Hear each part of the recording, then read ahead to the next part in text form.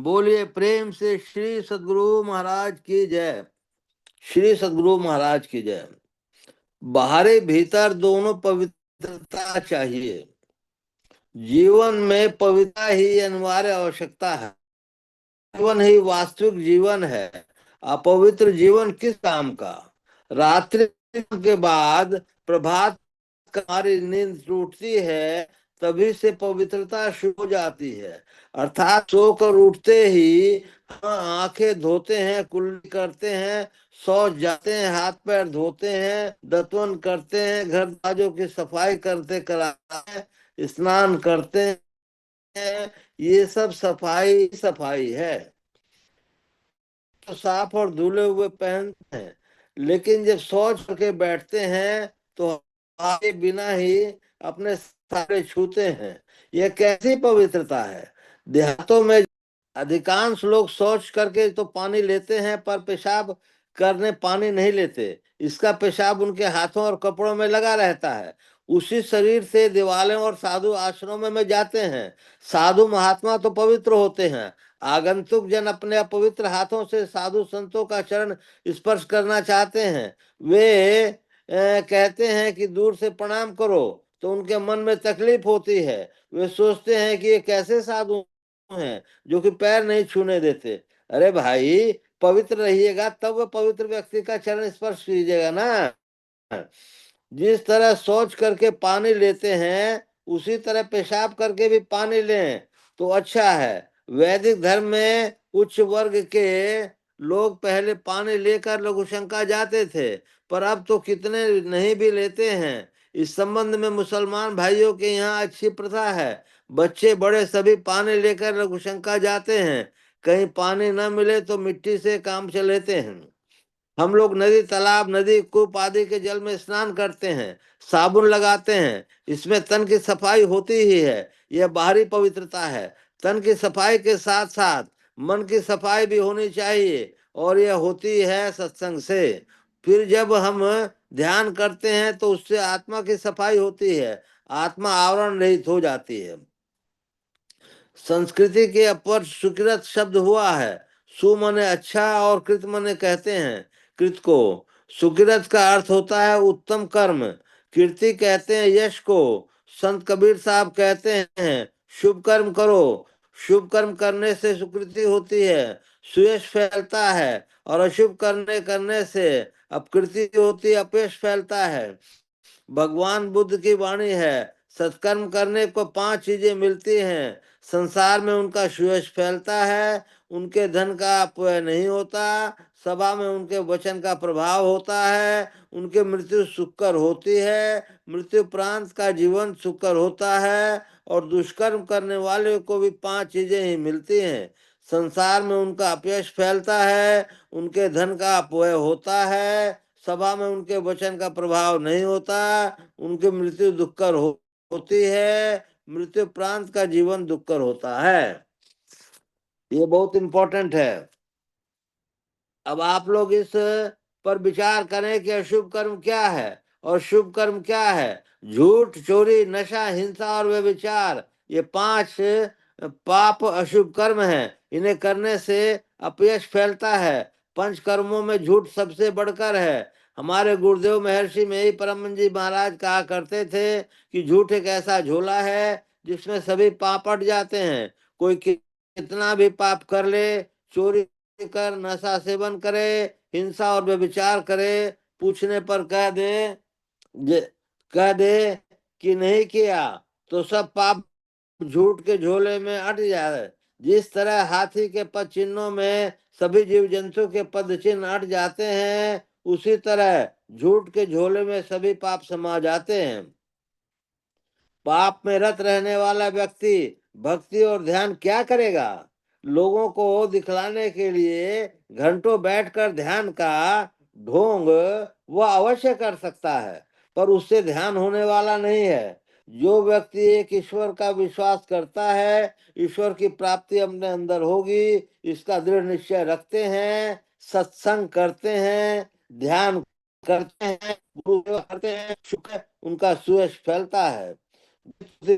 है जो व्यक्ति पंच विषयों से बरतता है, भगवत भजन नहीं करता है वह कुकर सुकर की भांति है। जन्मांतर में उसे कुकर सुकर की योनि में जन्म लेकर दुख उठाना पड़ेगा। आज जिन घृणित वस्तुओं को देखकर नाक भौं सिकोड़ते हैं, उन्हीं चीजों को श्वास ग्रहण की योनियों में जाने पर खाना पड़ेगा।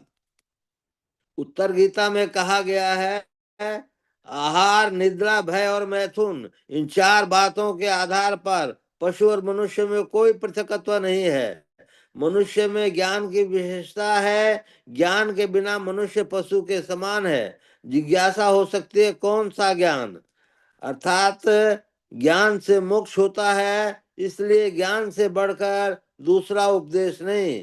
गोस्वामी तुलसीदास जी कहते हैं, ज्ञान वह है जो मोक्ष प्राप्त करा दे। सान विद्या च विमुख्यते, विद्या वह है जिससे मुक्ति मिलती है। मोक्षप्रद ज्ञान को या विद्या को पवित्र और निर्विषयी व्यक्ति ही प्राप्त कर सकते हैं। कठोपनिषद में कहा गया है, जो पाप कर्मों से निर्वृत्त नहीं हुआ है, जिसकी इंद्रियां शांत नहीं है, करने से तन पवित्र होगा। सत्संगी रूपी त्रिवेणी में स्नान करने से मन पवित्र होगा। और अंतर की त्रिवेणी ईड़ा, पिंगला और सरस्वती में स्नान करने से चेतन आत्मा पवित्र होगी।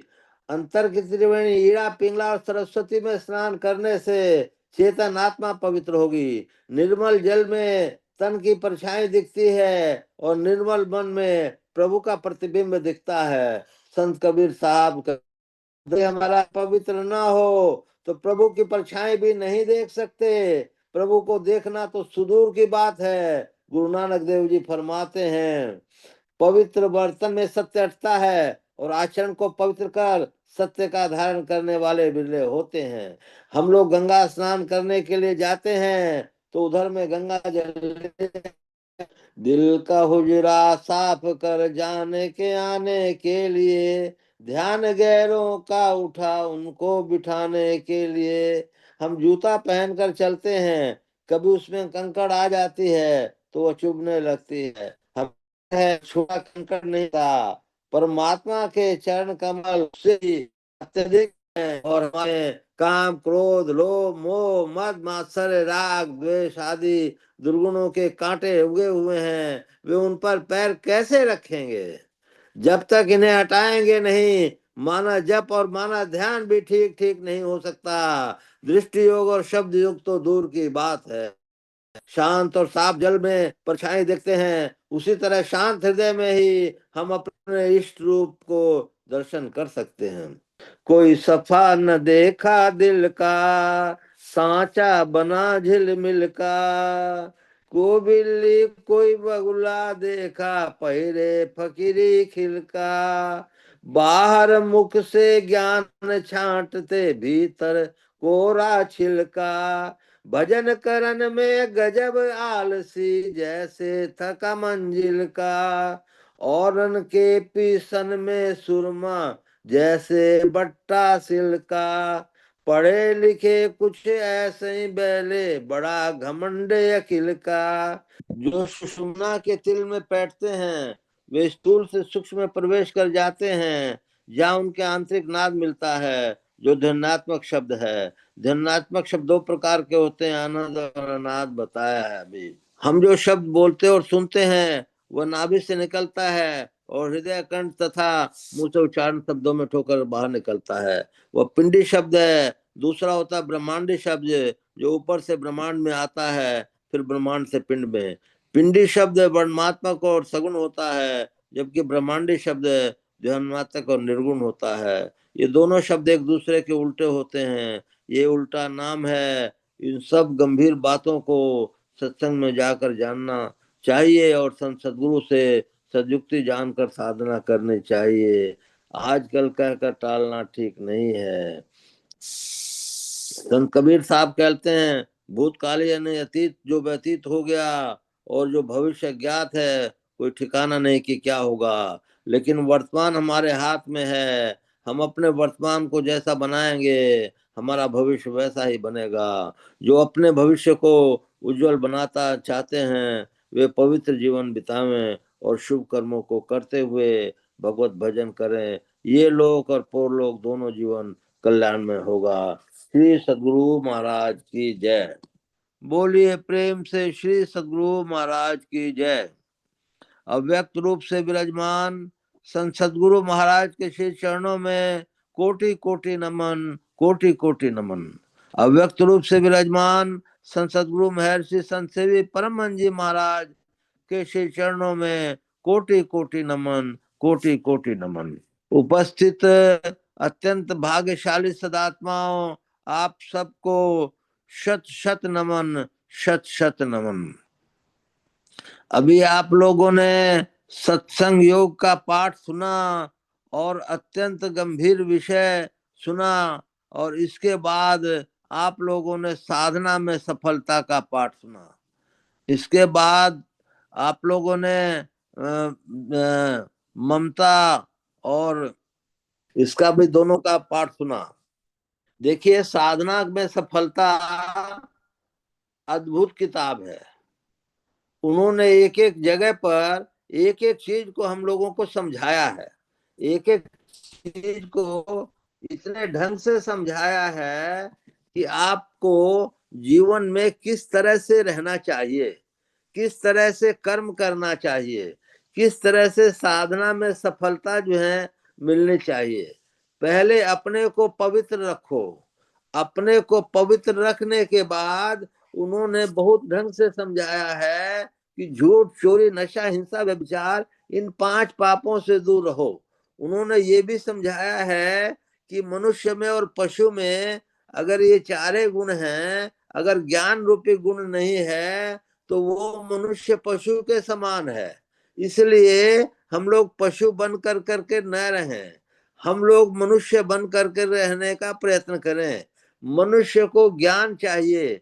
कौन सा ज्ञान चाहिए? आत्मज्ञान चाहिए। आत्मज्ञान के लिए क्या करना पड़ेगा? आत्मज्ञान के लिए हम लोगों को सत्संग करना पड़ेगा। सत्संग में हम लोगों को अच्छी अच्छी बातों को सीखना पड़ेगा। हम लोगों को मन को यदि पवित्र नहीं करेंगे तो हम लोग जो है सत्संग में अच्छे सत्संगी नहीं कहला सकते हैं। मन तो अलग की बात है। उन्होंने कहा है कि यदि हम काम, क्रोध, मन, मद, लोभ, मात्सर्य रूपी कांटे रहेंगे, कांटे हमारे अंदर रहेंगे तो ईश्वर कैसे पधारेंगे? उनके पांव को भी चोट लगेगी। तो इसलिए हम लोगों को ये ध्यान रखना चाहिए कि हम लोग किस तरह से काम, क्रोध, मद, लोभ, मात्सर्य को हटाएं। काम, क्रोध और मद, मात्सर्य को हटाने का एक ही उपाय है जिसका नाम है ध्यान योग। ध्यान योग करने से जो जितना ऊंचा चढ़ता जाता है उसके गुण उतने जो है अवगुण जो है कमती होते जाते हैं। चाहे वो अवगुण माने झूठ, चोरी, नशा, हिंसा, व्यभिचार हो, और या चाहे काम, क्रोध, मद, लोभ, मात्सर्य हो। झूठ, चोरी, नशा, हिंसा, व्यभिचार तो माता पिता के, बुजुर्गों के, टीचरों के समझाने से, बहुत तरह से समझाने से और उसको अपने हुक्म में रखने से बहुत कुछ अवगुण दूर हो जाते हैं। परंतु काम, क्रोध, मद, लोभ, मात्सर्य ये इतने आसानी से दूर नहीं होते। इनको ध्यान योग की आवश्यकता होती है। ध्यान योग में भी जो कुछ प्राप्त करते हैं उनके कुछ अवगुण कुछ मात्रा में दूर होते हैं। ध्यान की स्थिति में जो सुषुम्ना ध्यान में निरंतर लगे रहते हैं उनके बहुत से अवगुण जो है दूर होते हैं। इसलिए हम लोगों को सुषुम्ना ध्यान के लिए प्रयत्न करना चाहिए। सुषुम्ना ध्यान से अगर हम लोग जो है प्रकाश मंडल में अवस्थित हो जाते हैं या माने जब कंटिन्यूअस सुषुम्ना ध्यान में लगे रहते हैं रोज के रोज तो बहुत कुछ पाते हैं। कुछ पाते हैं, कुछ नहीं पाते, लेकिन अगर सही सुषुम्ना ध्यान हो तो वो पाते हैं। सम विचार, संतोष और साधु संग बिंदु ध्यान से हमको प्राप्त हो जाता है। बिंदु ध्यान से यदि ये प्राप्त हो जाता है तो कितनी बड़ी चीज प्राप्त हो गई। सम, विचार, संतोष और साधु संग, आप उस कदम को आगे कर गए, उससे आपको जो है अंदर की जो शांति मिलती है, जो सुख मिलता है, संत महात्माओं ने कहा कि वो सुख सच्चा सुख है, उस सुख में को आप भूल नहीं सकते हैं, ऐसा संत महात्मा लोग कहते हैं। फिर आगे जो है, यदि बिंदु ध्यान रहते हुए मनुष्य का शरीर छूट जाए तो वो परम गति को प्राप्त करता है, क्योंकि बिंदु जो है माने शायद ईश्वर का दूत है, इसलिए बिंदु नाद तुम्हें आएंगे ले जाएंगे कि क्या है। अब बिंदु के बाद हम लोगों को आगे बढ़ना है, प्रकाश मंडल में जाना है, प्रकाश मंडल में बहुत सी चीजें हम लोगों को मिलेंगी। पहले तो हम लोगों को माने चंद्रमा और तारे जैसे प्रकाश आभा मंडल में हम लोग को रात को दिखते हैं, वो हूबहू दिखेंगे। जिनको ये प्राप्ति हो गई वो सहज दल कमल में चला गया, सहज दल कमल से हम लोग को अब सूर्य मिलेगा तो त्रिकुटी में जाना हो जाएगा। त्रिकुटी में सूर्य के दर्शन होने से बहुत कुछ चीजें हो जाती हैं। खैर इन सब चीजों को तो मैं रोज सुनाता ही रहता हूँ। अब जो है साधना में सफलता के विषय में फिर लौट करके आता हूँ।